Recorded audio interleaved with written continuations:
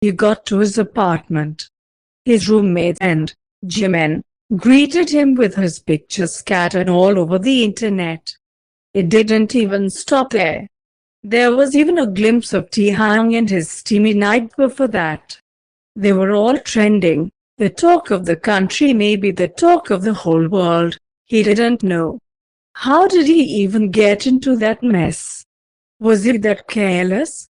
Was he that desperate? Oh, how unfortunate. He jolted in surprise when he felt a vibration in his pocket, glancing nervously at his friend before slowly taking the phone out and fiddling with it.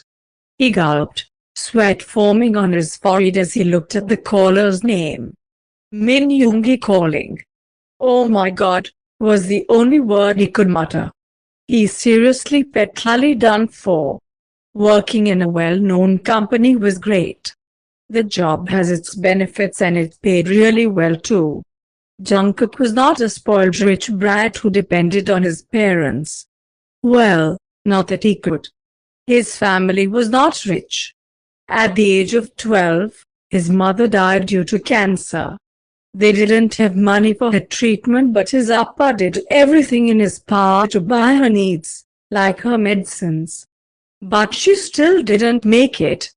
The sickness took her life, and when she left them broken. Jungkook's father didn't take it well. His loss took a toll on him. But being the good father that he was, he still tried to work for them, to earn for his son's needs. Jungkook was the only one that he has now. He can't risk his son leaving him as well. So he worked hard. For his studies, their food, shelter, clothes, everything depended on him. Until Jungkook turned 15. His father didn't know, but his body couldn't take any more stress and fatigue, so he pushed his body until one day, while putting the cleaning materials back in their original places, he felt dizzy and fell down the flight of stairs. It was an accident that took two things, Jungkook by surprise and his father's life. To say that he had it rough was not enough, it was rough and tough. He worked multiple jobs to feed himself, depended on himself alone, and lived for himself only. After all, he was sure that was what his parents would have wanted for him. Fortunately, he found some true friends. True friends who didn't leave his side through hard times. Even though those friends were only two in number, they still had his back until the present time. They all applied for a job at the same company and got accepted at the same time. Said company was headed by the hottest man alive himself, Kim Taehyung. Though he didn't exactly have a good reputation, when it came to his behavior, his success was over the top. Jungkook immediately developed feelings for him the first time he met him. It was at the company's party, the first party they parted since they got accepted. When Taehyung was introduced as the CEO and spoke in front of everyone with pride and confidence, Jungkook knew he wanted that man. Jungkook desired him, in an innocent way. He ate for Taehyung a little too much to lust for his attention. He knew it wasn't love yet but admiration. He also knew he didn't have any chance with Taehyung, but he couldn't help but sometimes dream for it to happen. Jungkook wanted Taehyung to be his, but he also wanted to keep his job, so he only tried showing him small acts of adoration. Like personally making him his morning coffee, when his secretary would sometimes allow him. Of course, Jungkook has to do it secretly since he heard that Taehyung was strict. When he greeted him too enthusiastically every time they meet, when he smiled too widely in front of him. Sure, Taehyung might think he was weird. But it was so innocent. It was the kind of admiration that was so pure, everyone would want to feel it. But Taehyung was too occupied with paperwork and business meetings to notice. So of course, someone just had to take action on their own. Jungkook admired his boss, but he needed his job. So when his department's leader, Yoongi told him that the CEO was looking for him. He knew that he was in trouble. His job was in danger, and who knew, maybe his life was too. He just put the most known businessman's name in shame, so who knew, maybe he was now on the list of being targeted and murdered. When he finally dared to face the CEO, he didn't know he had to face other people as well. Jungkook had prepared himself to get fired, but the minute he entered Taekook's office, he instantly saw a middle-aged man who was the same intimidating aura as Taekook, and a woman who looked exactly like him, only older.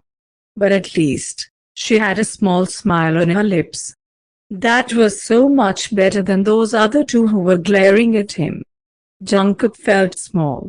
Like he was not supposed to be there. He felt as if he was a deer surrounded by a group of lions, so close to dying even without the predators making a move. "We've talked things through and came up with one decision," the woman trailed off. She has a concerned smile on her lips, the exact opposite of what was laid on her husband's. "Because of the photos that spread, let's get straight to the point," the old man interrupted, leaving a stoic expression on his son's face, and a curious one on Jungkook's. "We are not sure if you're in favor of our decision or if you plan this to happen, but it's final. Whether you like it or not, you're gonna marry our son." They explained everything in detail. Said that the wedding was for publicity, to get their company away from shame, and keep their names on top without any scandal. It hurt him at first. He wanted his marriage to be out of love, not because he had to. But who was he to complain? Who was he to reject this once-in-a-blue moon offer? Jungkook was no one. A careless no one who owed these big-time people. And now, he has to pay the price. When Jungkook was younger, he had always dreamed of finding his true love, and spending his life with them. Jungkook and his parents didn't have a privileged life, where they lived in comfort and everything was covered in gold. He didn't grow up with a golden spoon in his mouth, nor did he have fancy clothes to cover his body. What he had, though, were dreams. Dreams so big that they almost exploded from his chest. Dreams so hard that he almost doubted himself, if he could reach them.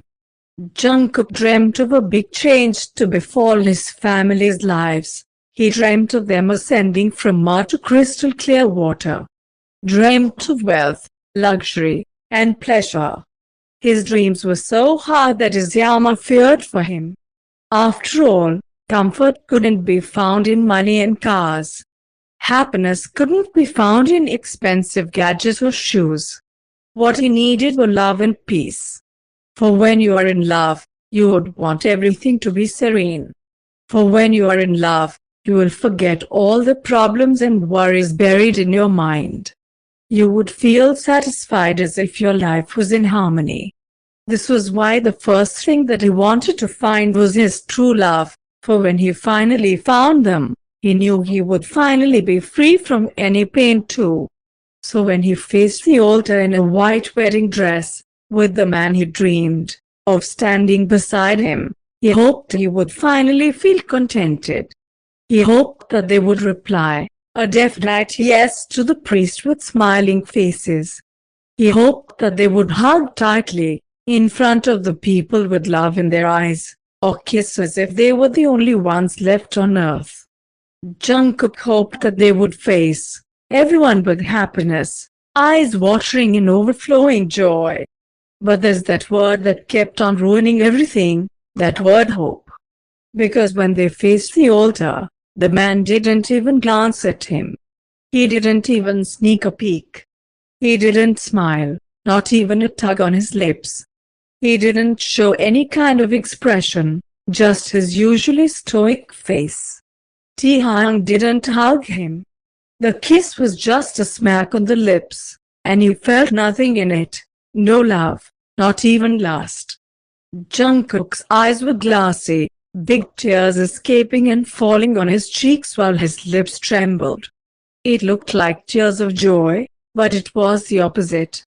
Just like how Taehyung's eyes were devoid of life and Jungkook's still had a tiny glimpse of hope. Jungkook visualized marriage as an instrument to bond two hearts that are in love.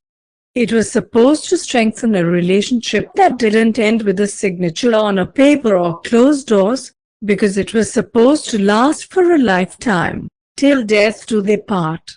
But this marriage was not anything like that. It was a forced marriage. An agreement that even has its contract.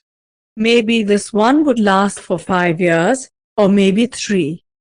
Jungkook didn't know, but at least he got to stay with the love of his life, under one roof on top of that too. He should be proud and should be happy with that. But he was not. He was just simply not. The first day wasn't bad, but it wasn't good either. Jungkook just unpacked his things in his new house, which was formerly Taehyung's, now called theirs. The same maids welcomed him with the same warmth and with the same smiles. He was guided towards the guest room, though. He anticipated for it to happen since they weren't a couple before that. They were just a one-time thing that accidentally got spread out for the whole world to know, and now they had to live with it. Were there no other options? Was marrying each other the only choice? If Jungkook carried Taehyung's name, would that be of any help? The answers were unclear, but one thing was for sure. They were only married on paper. The contract itself said so. Jungkook sighed as he sat on his new bed inside his new room, reading the scribbled words on the neatly printed paper in his hands that his husband gave him the day before the wedding. Jungkook read it already, but skimming through it right now wouldn't be a pain too. Besides, he needed to memorize the words written on it by heart, to not defy or disobey any rules given to him. He let out a puff of air as his eyes landed on the last rule, the most difficult one in his perspective. Don't fall in love with him. Ha! Jungkook chuckled at himself while shaking his head, letting his own body collide with the soft sheets of the bed.